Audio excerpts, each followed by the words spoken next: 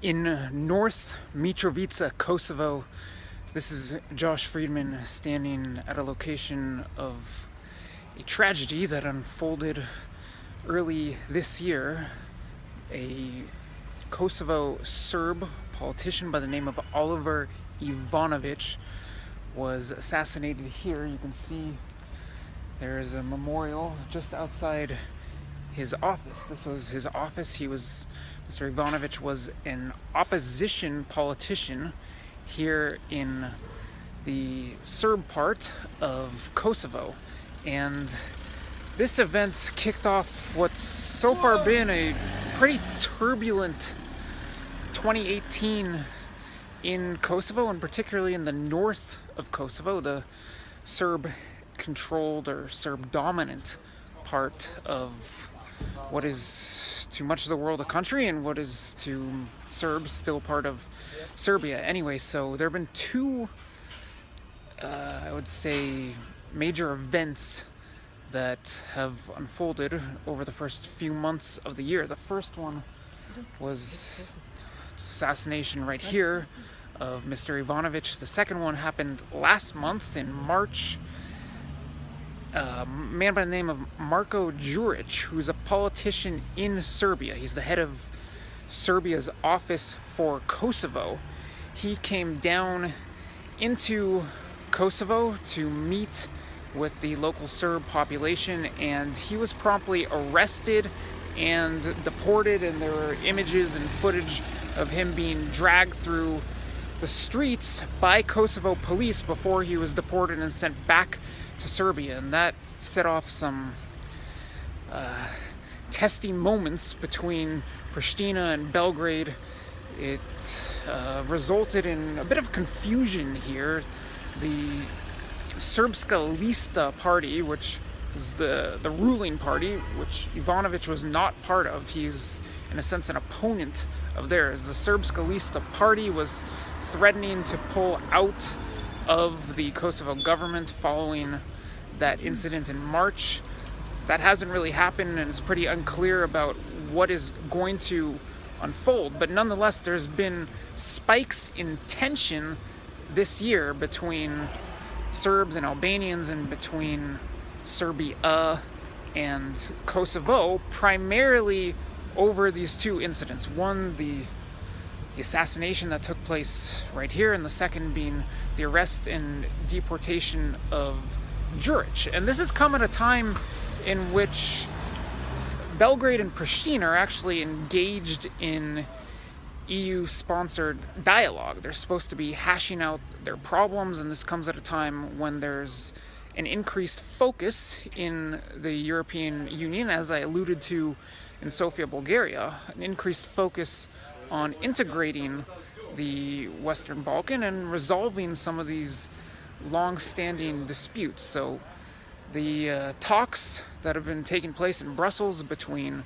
the Serbian and Kosovo presidents, on the Kosovo side, that's Hashim Taci, and on the Serbian side, that's Alexander Vučić. They've both been in Brussels frequently and engaged in talks, and those talks have been broken off temporarily due to incidents like this, and particularly the Juric one. But they're supposed to get back going with those later this month, possibly within the next week or so.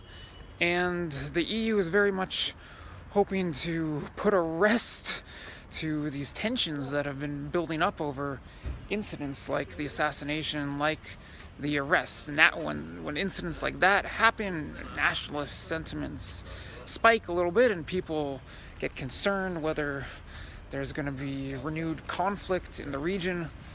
Thus far, it's really just been a couple incidents. There's also been some, as far as in 2018, there are other stuff going on in Kosovo, which I'm not going to get into at the moment, but I wanted to give you a look at the Ivanovic memorial. As you can see, I guess it's seemingly guarded by a policeman and police vehicle. You can take a look at the Serbian flags and the Ivanovic poster that remain outside his office. no one has gotten to the bottom of the assassination. The murder remains a mystery. It's unsolved, and it's unclear if there's any indication whether there's any progress in solving it or whether there's any belief that it ever will be solved.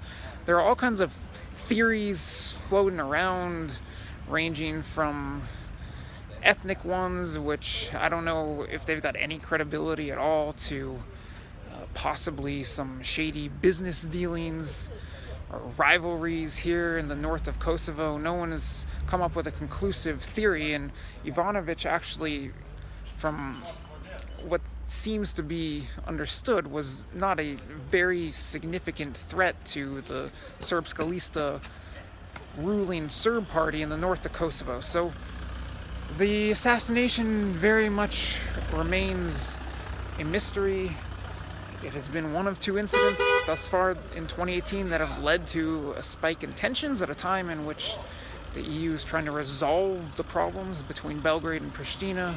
But for now, things seem fairly calm here in the north of Kosovo, or rather the North Mitrovica too. And in fact, North Mitrovica looks a little nicer than the last time I was here. There's now the main street that leads down to the river, and the famous bridge has now been turned into a pedestrian street, and there's a traffic circle that's being constructed on the north side of the bridge, and it seems like sometime soon the bridge might be opening up to vehicle traffic. So despite the flare-ups that have happened this year, maybe there's a sign of significant progress here in the north of Kosovo. But what very much remains a mystery is what is going to happen between Belgrade and Pristina regarding possible recognition or lack thereof of Kosovo and normalization of ties, which the EU is demanding in order for Serbia to accede into the Union. That all remains a mystery, and possibly to get a better understanding of all that, I will be heading